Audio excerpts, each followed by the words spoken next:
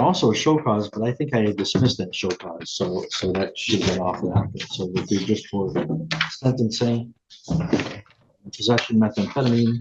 Mr. Vogler, have you had a chance to review the pre-sentence report and recommendations with your client?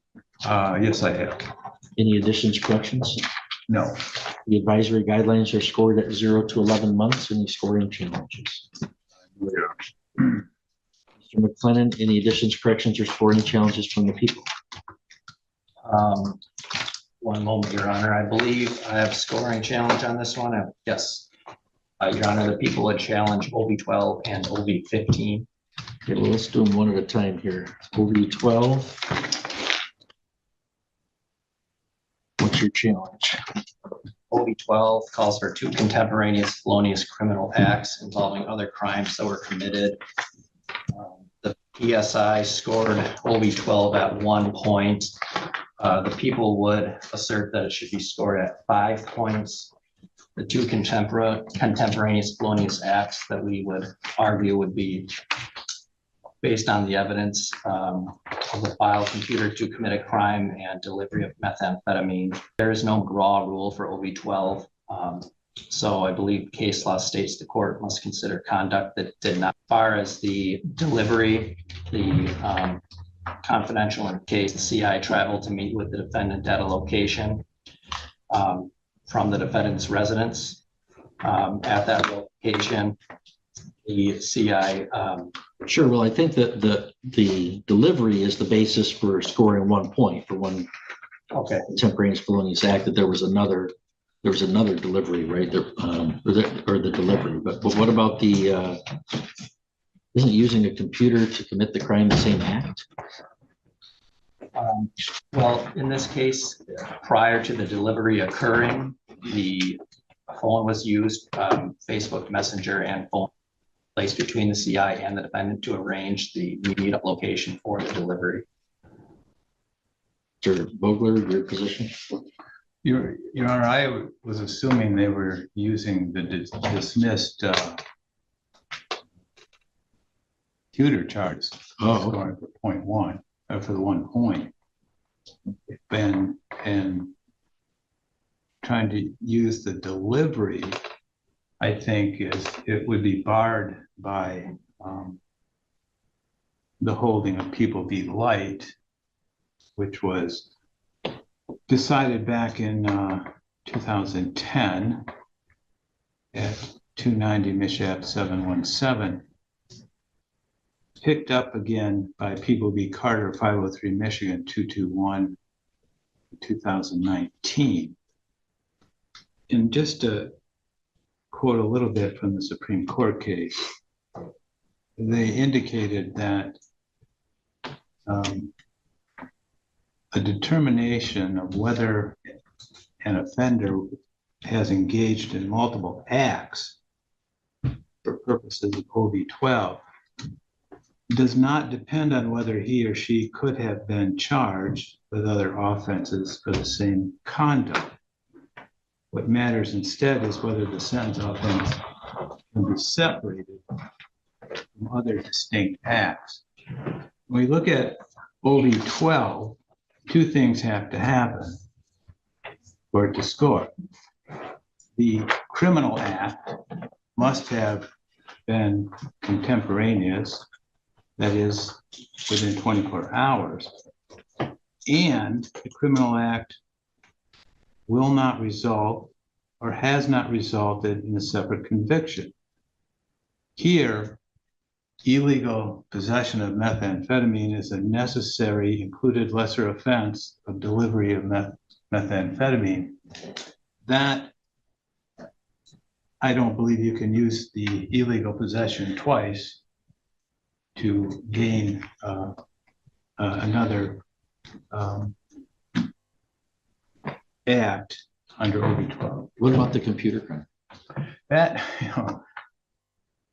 that one is so. Because I see the prosecutor's point that she used the computer device prior to, so you could chronologically separate it out a separate act. But the what would make that act a felony by the charge is used a computer to commit the crime. The only way that comes into play is, and it's really a tough one in my mind, but I'd always assume that the computer using it would be in situations such as looking at storing, retrieving, sending child pornography, using it to steal identity, using it where the action of using the computer is actually the commission of the crime in question, whether it's fraud, identity theft, those types of things, as opposed to sending a text message, hey, I'll meet you at such and such a day, you know. I mean, that. Yeah, so do you think it's properly scored at 1 or Fair, I mean, 0 or should be 5? It probably should be 0, but I mean, none of those itself changes the range, I understand. in and of itself. All right, Mr. McLennan, any rebuttal argument? No, Your Honor, I think I covered it already with my previous comments. Okay, I think OB 12 is designed to cover separate felonious acts. And here we have really one act is arranging for a delivery and making that delivery of meth using a computer device. It resulted in 2 separate charges using the computer and the delivery. But then it was pled to a single felony of possession, which is a necessarily lesser included offense of the delivery.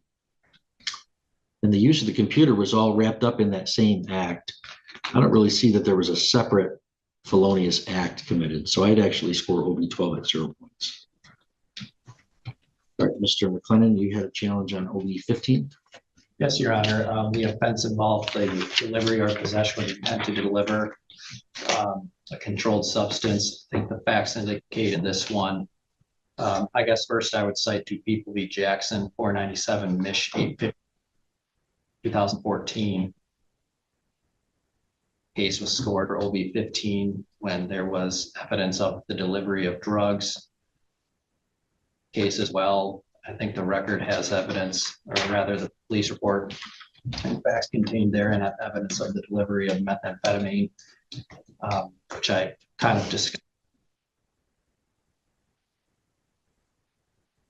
rely on that again and believe that that should be scored at 5 points. Thank you, Mr. Vogel. Would ask for it to continue that score of OB 15 at 0.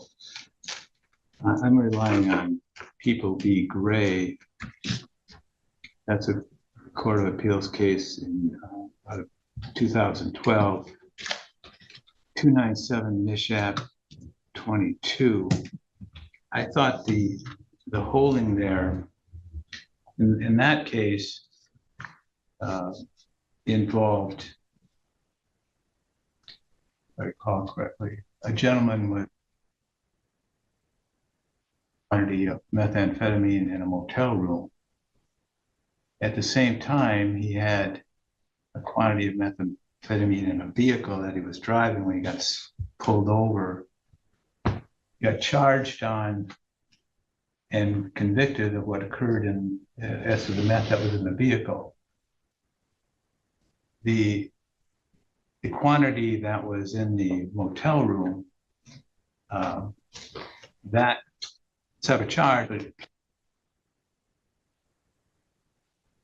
case the prosecution wanted to get more points based on the quantity overall, possession quantity, adding to it what was in the motel room. And then Gray said, no, we're only going to look at this offense that the court has before it, and denied that, and that is how it stood.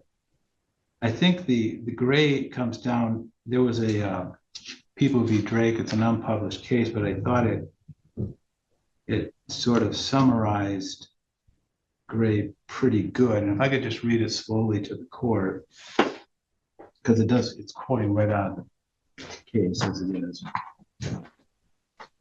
OB 15 requires a court to separate the conduct forming the basis of the sentencing offense from the conduct forming the basis of an offense that was charged and later dismissed or dropped, regardless of the sequence in which the conduct transpired. In other words, a trial court may not consider conduct resulting in dismissed charges that are not part of the sentencing offense when assessing points for OP 15, because it would be fundamentally unfair to allow the prosecution to drop a charge while brokering a plea bargain, then resurrect it at sentencing in another form. And I think here that OB 15 is very tightly drawn. This is the sentencing offense. This is what we look at. And there's no delivery in the sentencing offense. Nor could you argue that the amount possessed or was under circumstances of trafficking, because this is a one deal situation. There's no evidence of any trafficking, and which is, by the way, defined by the statute governing OB 12 or OB 15. Yeah, there wouldn't be evidence of trafficking No. here to be the Mr. McLennan, any rebuttal argument? No, Your Honor, just that I think there is evidence of additional conduct past just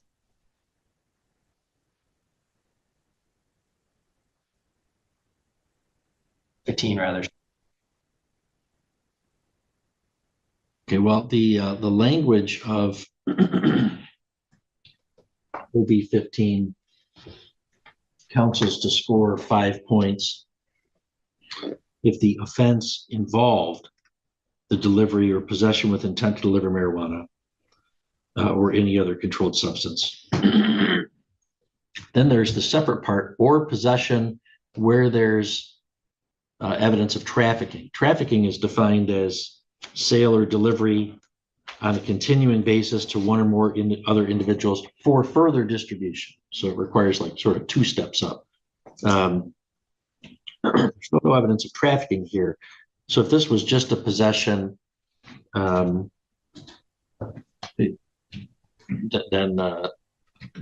5 points wouldn't be scored. But the Supreme Court has held that trafficking only applies to possession, not to the delivery or possession with intent to deliver. And here, the language of the guideline is the offense involved the delivery or possession with intent to deliver drugs. Not that the offense was delivery or possession with intent to deliver. So the involved is broader language.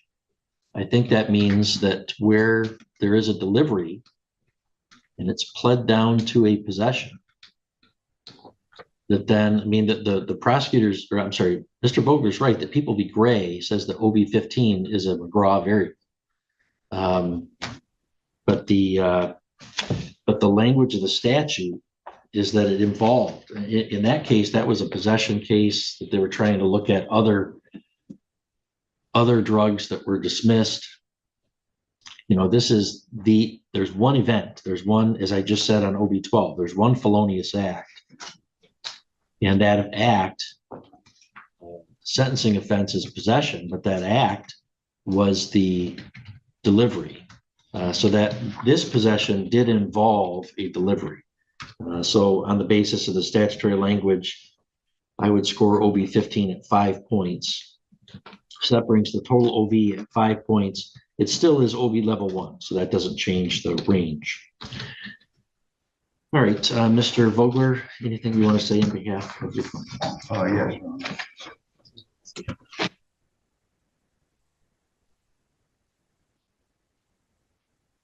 Yes. Your Honor, it seems to me, based on everything that we know about this case, is that this was a one-time occurrence. It never would have happened if my client had been just going about her life. The person, this thing was a controlled buy. The person that made the buy was in trouble themselves. She was a friend of my client's. My client, in her words, helped her out. So that happened. It happened on March 6th, 2024.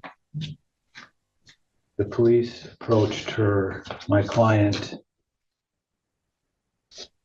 about 5 months later on August 28, 24, to interview her to see if she would want to work for the police. And my client's response really was to the effect, like, I'm clean. I've been out of that. It would look really funny for me to go around and approach people to buy something when I'm out of it. And there wasn't a warrant authorized till November 5th of 24. She wasn't arrested until February 11th, 2025. And so here we are today. I know that from the information I've received, candid information, that the officer in charge of this offense did not believe my client was a drug dealer. I don't think she was in their sights.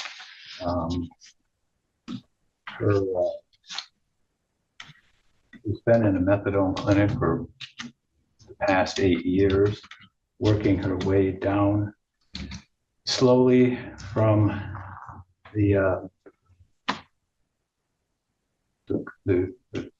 quantity of the dose that she receives. She hasn't had any problems since almost a year and a half ago on this.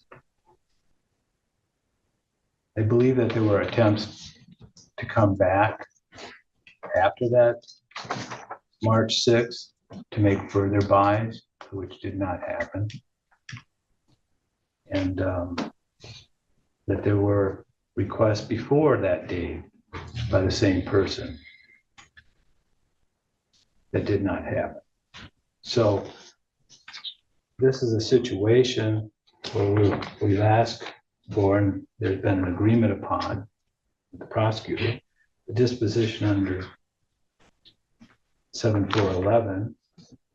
I think my client, confident she's going to be able to successfully complete that. I think she intends to go out and look for work. I think she's put that off because of this thing that's been hanging over her all this time. Probably that'd be one of the better things she could do, is to go out and have work, get her out from her house, expand her life out a little bit more. But ultimately it comes down to this, in my opinion. This doesn't happen but for a controlled buy being made on her. It just doesn't happen. Not that she wouldn't have gotten caught, but there wouldn't have been any uncaught sales. That's all I'm saying. Okay, thank you, Mr. Brooke. Ms. Parr, you don't have to say anything today, but it is allowed. Is there anything you want to tell me or no? Not a very good speaker. I do want to say that I have drug swings here since 2016. I've been in recovery. That's where I plan on being. That's what I want. This shouldn't have happened. It was a slip and I'm up stronger than ever. I'm too old for this. I know what I want in life. And it's been recovery. That's it, Your Honor. what was going on with that meth use? She was a really close friend of mine. No, I don't mean the CI. I mean, regardless of the delivery, you had some to deliver, which tells me you were using some methamphetamine. There's hold on. I don't know what to say at this point. I was using, yes. I had a year of using. That's what I'm getting at, that you were using them. I was using with her. It wasn't happening until she came around. I thought I was strong enough in my recovery to help somebody out. She was doing good for a long time too. So it was something I was trying to help her out of, help her with, and I just got sucked into it. And Your Honor, could I? No, Mr. Parr, you don't get, Mr. Parr, stop talking or you're going to jail. okay. Okay. I'm trying to tell you, you don't get to talk. Okay, 1 day jail. Mr. Parr, you're gone. I wasn't trying to sway anyone to say that, anyone's judgment to say that. I was just. 1 day jail, contempt of court for disrupting court. That's an immediate disruption and contempt in the presence of court. Mr. Parr is found in direct contempt of court and ordered 24 hours in the Crestfield County. The court will prepare a judgment. I was getting respect. You want more time to keep talking? If you keep disrupting, you're gonna get more Can you time. respectfully talk to me? 48 hours. 48 hours. Continued direct contempt and interruption of court. Mr. McClellan, recommendations? Thank you, Your Honor. Ms. Parr is 41 years old, 7 prior misdemeanors. It looks like this would be, she has no prior felonies. She does have a history of substance abuse. I would say, I do think this is kind of a unique, I see so much potential for Ms. I really do believe she can turn things around. Reading the PSI, there's a lot of good qualities and characteristics for her. It looks like she has some education and wants to continue that. But Your Honor, on the flip side of the coin, methamphetamine is a destructive substance. She was facing a 20-year felony in this case. Plea was a huge benefit to her, and we are recommending the 7411 status, but the people would still ask for a short stint in jail, Your Honor, and would leave that amount of time in the court's discretion.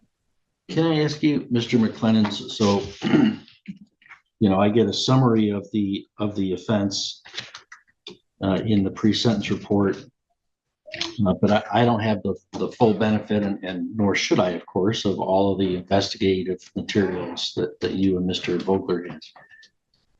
So when Mr. Vogler says, as he reads this, that there were approaches made to this defendant by the same CI before and after this delivery, and there were refusals of this defendant to facilitate that, and this was the single yes in a series of no's. Is that correct?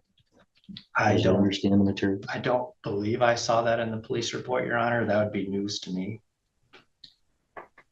So I'm not aware of that. It was our position, Your Honor, and that's a position we took in our motion on it. Yeah, which, Ms. Parr, for your benefit, I mean, I know you're distracted by that. I'm so sorry. That doesn't affect what happens right here with you. Okay, it's totally separate. Just for your benefit and perhaps peace of mind, as your attorney outlined that in a motion, that was going to be a heavy lift and probably not successful deliveries where somebody's cajoling somebody to deliver and they finally do. That's very rarely going to be an entrapment. Maybe if it's like, gee, I'm dying of cancer and I need you to give me some of your pills, sort of thing. But methamphetamine doesn't have any of those type of. Helping nobody. Right. All right, but that's a relevant context for the court to think about. So here in this part, we've got, one case, this is a simple case controlled by a meth. We get these all the time. But this is not, there's some complicated facts here, one of which is this would be, if you were convicted of delivering methamphetamine, I kind of did a thumbnail on the guidelines And you'd be looking at 24 to 40 months would be your guidelines range. So that event, if you were convicted as charged, would be the lowest sentence you'd get would be 2 to 20 years in prison. I could see it. And so you got a significant benefit by a reduction to possession. So your range is lower, 0 to 11. And the prosecutor's even offering 7411, which would be a probation that if you successfully complete, then the charge is dismissed. That's a huge benefit to you. You don't have a prior felony conviction, so you could avoid one here. When I look though at, and your attorney laid out some reasons why there's some mitigating facts here, and those seem to be accurate. But then, you know, and on 0 to 11, I'm directed by the legislature to consider no jail unless there's reasonable grounds for some incarceration. Here I look at, this was pled down from a delivery, which would have been prison. And also when I look at your misdemeanor history, I do see where you've been given a lot of chances, and maybe that's caused you to not fully appreciate the seriousness of some things. Your criminal record is an embezzlement where you got fines and costs, a misdemeanor. A misdemeanor bad check case, fines and costs. A misdemeanor no security, fines and costs. A misdemeanor drunk driving with a child, 15 days jail. Shoplifting, 15 days jail. A second offense, drunk driving, 5 days jail. A DWLS, fines and costs. You did get an unsuccessful discharge from sobriety court and 180 days in jail in 2016.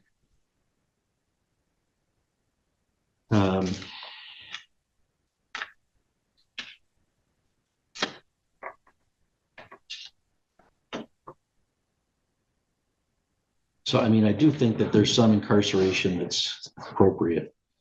The question is how much. So taking all these things into account, Ms. Parr, I am going to place you on probation for 24 months, 2 years, subject to the terms and conditions listed on pages 2 and 3 in the pre-sentence report. That'll be under section 7411 of the Public Health Code, so you'll earn a chance to not have the felony if you succeed on probation. There's $68 in state cost, $130 in the crime victims assessment, $350 in state cost.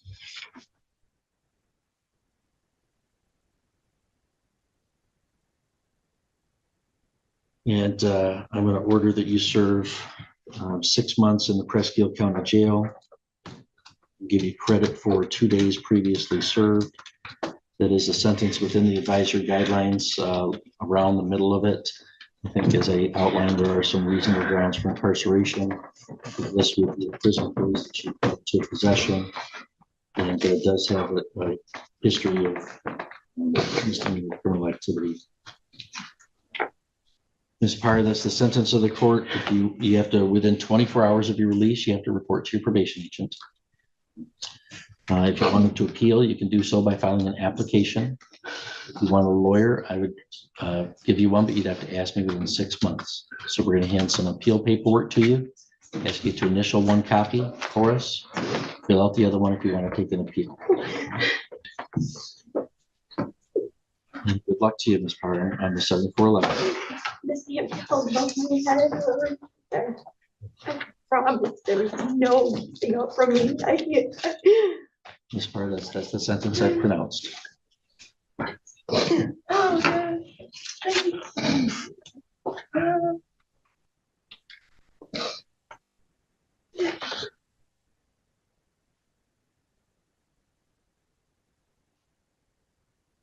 Can I tell my daughter what to do at home or tomorrow? You gotta get At it this home. point, you can't have contact with them. You're in the custody of the deputy. Grab my jacket and I'll take myself home.